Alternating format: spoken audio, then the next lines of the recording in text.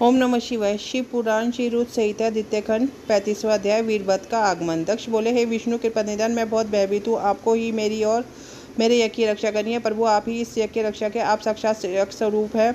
आप हम सब पर अपनी कृपा दृष्टि बनाई है। हम सब आपकी शरण में आए हैं। प्रभु, हमारी रक्षा करें ताकि यज्ञ का विनाश न हो।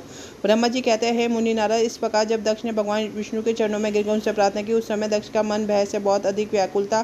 तब श्री ने दक्ष को उठाकर अपने मन में करुणा देकर भगवान शिव का स्मरण किया और शिव तत्व के ज्ञाता श्री हरि दक्ष को समझाते हुए बोले, दक्ष, तुम्हें तत्व का ज्ञान नहीं है, इसलिए तुमने अब सबके अधिपति भगवान शंकर की अवहेलना की है। भगवान की स्तुति के बिना कोई भी कार्य सफल नहीं हो सकता। उस कार्य में अनेक परेशानियां आती है। जहाँ पूजनीय व्यक्तियों की पूजा नहीं होती, वहाँ गरीबी, मृत्यु तथा भय का निवास होता है। इसलिए तुम्हें भगवान शिव का सम्मान करना चाहिए। परंतु तुमने महादेव का सम्मान और आदर सत्कार नहीं किया, अपितु तुमने उनका घोर अपमान किया। इसी के कारण तुम्हारे ऊपर घोर संकट के बादल मंडरा रहे हैं। मैं तुम पर छाए इस संकट से तुम्हें उबारने में पूर्णतः असमर्थ हूँ। ब्रह्मा जी बोले, नारद, भगवान विष्णु का वचन सुनकर दक्ष सोच में डूब गया। उनके चेहरे का रंग उड़ गया और वह घोर चिंता में पड़ गए। तभी भगवान शिव द्वारा भेजे गए गढ़ों सहित वीरभद्र और महाकाली का उनकी सेनाओं सहित युद्ध यज्ञशाला में प्रवेश हुआ। वह सभी महान पराक्रमी थे, उनकी गणना करना असंभव था। उनके सिंहासन से सारी दिशाएं गूंज रही थी। पूरे आसमान में धूल और अंधकार के बादल छाए हुए थे।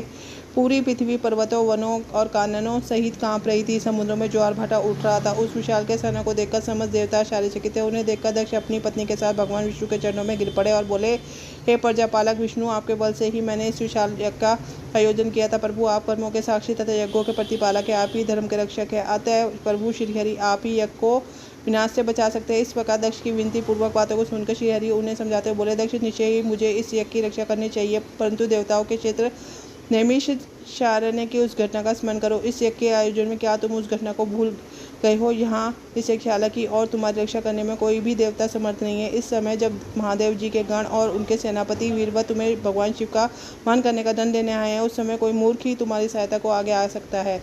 दक्ष, केवल कर्म ही समर्थ नहीं होता, परंतु कर्म को करने में जिसके सहयोग की आवश्यकता होती है उसका भी होने का महत्व है। भगवान शिव ही कर्मों के कल्याण की शक्ति देते हैं।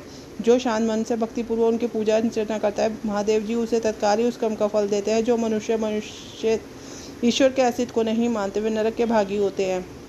दक्ष, यह वीरभद्र शंकर के गणों का ऐसा सेनापति है जो शिव जी के शत्रु का तुरंत नाश कर देता है। निसंदेह यह तुम्हारा तथा यहाँ पर उपस्थित सभी लोगों का नाश कर देगा। शिव जी की आज्ञा का उल्लंघन करके मैं तुम्हारे यज्ञ में आया हूँ, जिसका दुष्परिणाम मुझे भी भोगना पड़ेगा। अब इस विनाश को रोकने की शक्ति मेरे पास भी नहीं है। यदि हम यहाँ से भागकर स्वर्ग, पाताल और पृथ्वी कहीं भी छिप जाए तो भी वीरभद्र शस्त्र हमें ढूंढ लेंगे। शिव जी के सभी गण बहुत शक्तिशाली। विष्णु जी जब यह कह ही रहे थे कि वीरभद्र अपनी अजय सेना के साथ यज्ञ मंडप में आ पहुंचा। इसी के साथ रुद्र संहिता द्वितीय खंड का 35वां अध्याय पूर्ण होता है।